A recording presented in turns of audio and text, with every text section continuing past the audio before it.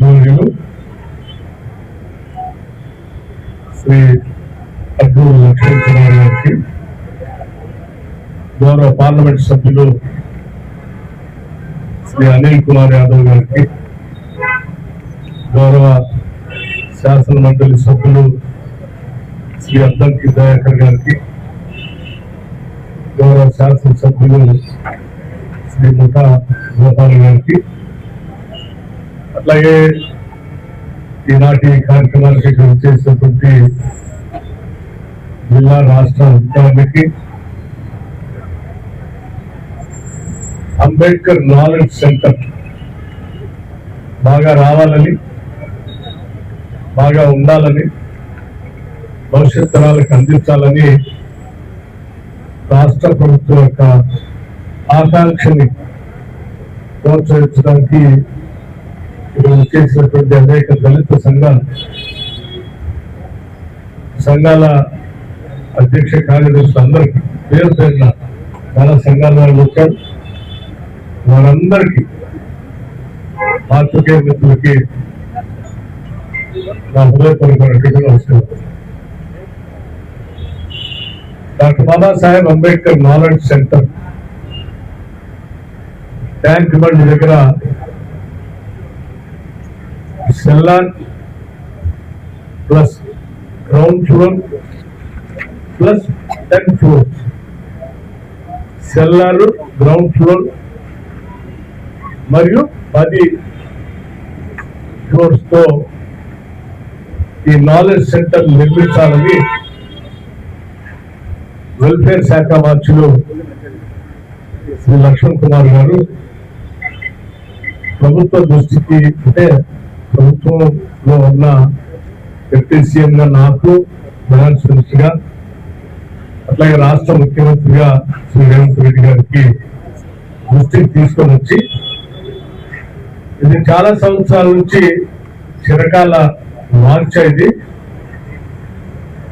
ఈ బిల్డింగ్ నిర్మించడం ద్వారా రాష్ట్రంలో ఉన్నటువంటి అనేక మంది మేధావులు, కేవలం దళిత గిరిజనులే కాదు, జ్ఞానం పొందాలనుకునే అందరికీ పెద్ద ఎత్తున ఇది ఉపయోగపడుతుంది, దీన్ని వెంటనే నిర్మించాలని చెప్పి మనం ప్రపోజల్ పంపిస్తే 110 కోట్ల రూపాయలతో 110 కోట్ల రూపాయలు 110 crores తో ఈ భవన నిర్మాణానికి రాష్ట్ర ప్రభుత్వం తరఫున ఫైనాన్స్ క్లియర్ చేసి పంపించడం జరిగింది.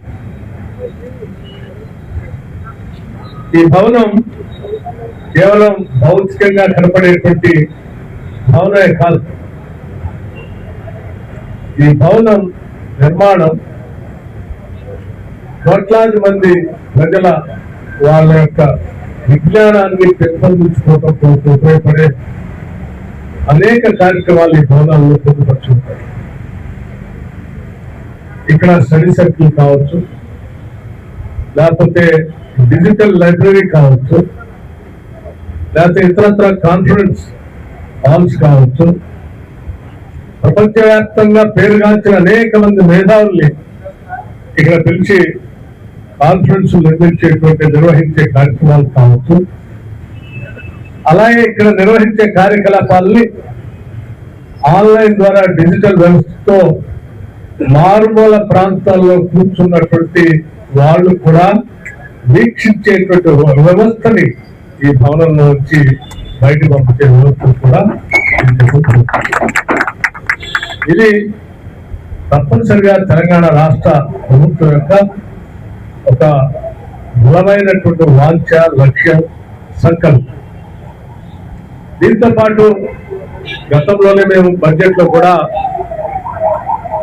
పొందుపరిచాం. ఈ ప్రభుత్వం రాష్ట్రంలో ఉన్నటువంటి అన్ని శాసనసభ నియోజకవర్గాల్లో doctor BR Ambedkar knowledge centres ని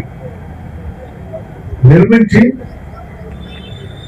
డిజిటల్ ఆన్లైన్ విద్యా విధానం ద్వారా కోచింగ్స్ కూడా ఆయా శాసనసభ నియోజకవర్గాల్లో ఉన్నటువంటి పేద, బడుగు, బలహీన వర్గాల, మధ్యతరగతి కుటుంబాల విద్యార్థులు పోటీ పరీక్షలు నిర్వహించుకునే సందర్భంలో హైదరాబాద్ లాంటి నగరాలకు వచ్చి ఇక్కడ కూర్చొని ఆ పాఠాలు వినటానికి కావాల్సిన ఆర్థిక స్తోమత లేకపోవడంతో పడుతున్నటువంటి ఇబ్బందులు భవిష్యత్తులో ఉండకూడదని ఆయా శాసనసభ నియోజకవర్గాల్లోనే అక్కడే వాళ్ళకి ఒక వ్యవస్థను ఏర్పాటు చేసి best of the best lecturers ఇక్కడ నుంచి పాఠాలు చెప్తా ఉంటే ఆన్లైన్ లో ఇక్కడ నుంచి కూర్చొని వాళ్ళు అక్కడ ఈ పాఠాలు వారి వారి శాసనసభ నియోజకవర్గాల్లో కదలకుండా అక్కడే ఉండి ఈ కోచింగ్ ని పొందడానికి అవకాశం ఉండేటట్టుగా దీన్ని ఇంటర్లింక్ కూడా చేస్తున్నటువంటి విషయం గతంలో చెప్పా, భవిష్యత్తులో చేసే కార్యక్రమం. దానివల్ల కూలీ నాలు చేసుకున్నటువంటి తల్లిదండ్రులు కానీ లేకపోతే వ్యవసాయం చేసుకున్నటువంటి తల్లిదండ్రులు కానీ మధ్య తరగతి కుటుంబాలకు సంబంధించి చిరు వ్యాపారాలు చేసుకున్నటువంటి వాళ్ళు పిల్లల నివాసం కోసం కోచింగ్ కోసం వాళ్ళ కుటుంబ ఆర్థిక పరిస్థితుల్ని కుటుంబ అవసరాల్ని పక్కన పెట్టి వీళ్ళ కోసం హైదరాబాద్ కి వెచ్చించి ఇక్కడ ఇబ్బంది పడేటువంటి పరిస్థితి లేకుండా ఈ ప్రభుత్వం ముందు చూపుతో కేవలం నోటిఫికేషన్స్ ఇచ్చి ఉద్యోగ అవకాశాలు పబ్లిక్ సర్వీస్ కమిషన్ ద్వారా కల్పించడమే కాదు, ఆ ఉద్యోగ అవకాశాల్లో వాళ్ళు పొందడానికి కావలసినటువంటి కోచింగ్ కూడా ఇబ్బంది లేకుండా నిరుద్యోగ యువకులకి రాష్ట్ర వ్యాప్తంగా అందించడం కోసమే ఈ అంబేద్కర్ నాలెడ్జ్ సెంటర్స్ ద్వారా వాళ్ళందరికీ అందుబాటులో తీసుకొచ్చే వ్యవస్థ ఈ అంబేద్కర్ నాలెడ్జ్ సెంటర్ నుంచి నుంచి రాష్ట్ర వ్యాప్తంగా ఇది అందుబాటులో తీసుకొచ్చే వ్యవస్థ జరగబోతాం.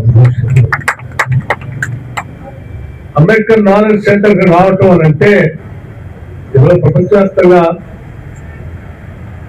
అత్యంత ప్రతిభావంతుడు జ్ఞాని ఎవరంటే అంబేద్కర్ అని అన్ని దేశాలు చూస్తాం. అటువంటి జ్ఞానం పొందాలనుకున్నటువంటి వాళ్ళు ఎవరు వచ్చినా వాళ్ళకి కావాల్సిన వ్యవస్థ అందుబాటులో ఉంది. దానికి కావాల్సిన సరంజామంతా ఏర్పాటు చేసే ప్రక్రియ కూడా ఇప్పుడు ఉంటుంది. తప్పనిసరిగా కొద్ది రోజుల్లోనే ఈ భవనం డిస్మాంటిల్ చేయడానికి కూడా దాదాపు 5 కోట్ల రూపాయలు పైబడి దీనికి అవసరమైనటువంటి వ్యవస్థకి వాటికి కూడా శాంక్షన్ చేయబడింది. లక్ష్మణ్ గారి నాయకత్వంలో త్వరితగతిన వడివడిగా ఈ పనులు మొదలవుతాయని, వారి ఆధ్వర్యంలో వెల్ఫేర్ శాఖ ద్వారా ఈ ప్రభుత్వం పూర్తి స్థాయిలో కావాల్సిన నిధులు కేటాయించడం కాదు, ఈ సంవత్సరం వారు వెంటనే ఖర్చు పెట్టడానికి 110 కోట్లలో 50 కోట్లు కూడా ఈరోజు బడ్జెట్ కేటాయించారు. సో వారు వెంటనే కార్యకలాపాలను చేపట్టి దీని ద్వారా దశాబ్దాలు పైబడి బహుశా వారు చెప్తా ఉన్నారు ఇప్పుడే సోదరు 2016లో దీనికి ఆనాటి ముఖ్యమంత్రిగా ఉన్నటువంటి వారు ప్రొటెస్ట్ వేశారు, చేయలేకపోయారు. కానీ దాన్ని ప్రభుత్వం వెంటనే చేపట్టి అది 110 కోట్లైనా ఎంతైనా సరే దీన్ని ముందు మనం నిర్మించాలని చెప్పి ఒక సంకల్పంతో ముందుకు వచ్చాం. తప్పనిసరిగా రాష్ట్రంలో ఉన్నటువంటి మేధావులు జ్ఞానులు ఇది రావాలని కోరుకునేటువంటి అనేక కుల సంఘాల నాయకులు ప్రతిభావంతులు అందరూ కూడా అభినందిస్తారని మనస్ఫూర్తిగా కోరుకుంటూ దీని నిర్మాణం కోసం మంచి designs best of the best architectures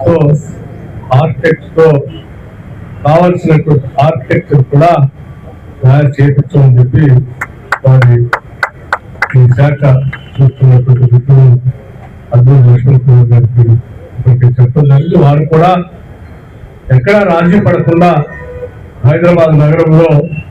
Ambedkar knowledge సెంటర్తో పాటు సరే కొన్ని దశాబ్దాలుగా ఈ రాష్ట్రంలో ఆనాటి ఉమ్మడి రాష్ట్రంలో కూడా అనేక మంది హైదరాబాద్కి వచ్చి ఇక్కడ చదువుకొని ఉద్యోగ అవకాశాలు పొందడానికి ఆశ్రయించినటువంటి కాచిగూడలో ఉన్నటువంటి మింగోలి అడ్డ హాస్టల్ దాన్ని కూడా మోడరైజ్ చేయడానికి మన మంత్రి గారు బడ్జెట్ సమావేశాలు సందర్భంగానే ప్రభుత్వం దృష్టి తీసుకొస్తే దాన్ని కూడా బడ్జెట్ లో పొందుపరచడం, బడ్జెట్ లో ప్రసంగంలో కూడా బడ్జెట్ విషయం మీకు తెలిసింది. దాన్ని డాక్టర్ బాబూజీ బాబు జగ్జీవన్ గారి పేరుని దానికి నామకరణం చేస్తూ దాని ద్వారా మరొక అద్భుతమైనటువంటి నాలెడ్జ్ ని స్ప్రెడ్ చేసేటువంటి వ్యవస్థని ఇంకొక సెంటర్ కూడా అక్కడ ఏర్పాటు చేయడానికి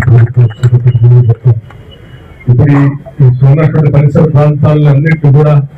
పరిగణలోకి తీసుకొని చూసి ఎంత పరిస్థితిగా ముందుకు పోవాలో దానికి కావాల్సిన కార్యాచరణ ప్రణాళిక తయారు చేసుకోవడం కోసమే ఈరోజు ప్రత్యేకంగా ఈ ప్రాంతాన్ని చూడటానికి పర్యటించాం. దీని తర్వాత ఇక్కడ నుంచి కూడా నింబోలేట హాస్టల్ బిల్డింగ్ ఆ ప్రాంగణం ఆ పరిసర ప్రాంతాలను చూసి కావాల్సిన ఏర్పాట్లు చేయడం కోసం వచ్చాం. ఇంట్లో అందరూ పాల్గొన్నందుకు మీ అందరూ కూడా ముందుగా నా హృదయపూర్వక అభినందనలు తెలియజేస్తూ అట్లాగే నింబోలి హాస్టల్ కూడా చూడటానికి అది కూడా కావాల్సిందిగా విజ్ఞప్తి చేస్తూ మీకున్నటువంటి సలహాలు సూచనలు ఉంటే కూడా గౌరవ మంత్రి గారి దృష్టికి తీసుకుని వస్తే మంత్రి గారు విశాలమైనటువంటి హృదయం కలిగినటువంటి ఆలోచనతో అందరి ఆలోచనలు పరిగణలో తీసుకుని సాధ్యమైనంత వరకు డెమోక్రటిక్ గా పోవాలనేటువంటి ఆలోచన కాబట్టి ఎవరికైనా ఎలా సూచనలు కానీ సలహాలు కానీ ఉంటే all most welcome to make all your valuable suggestions. Thank you very much.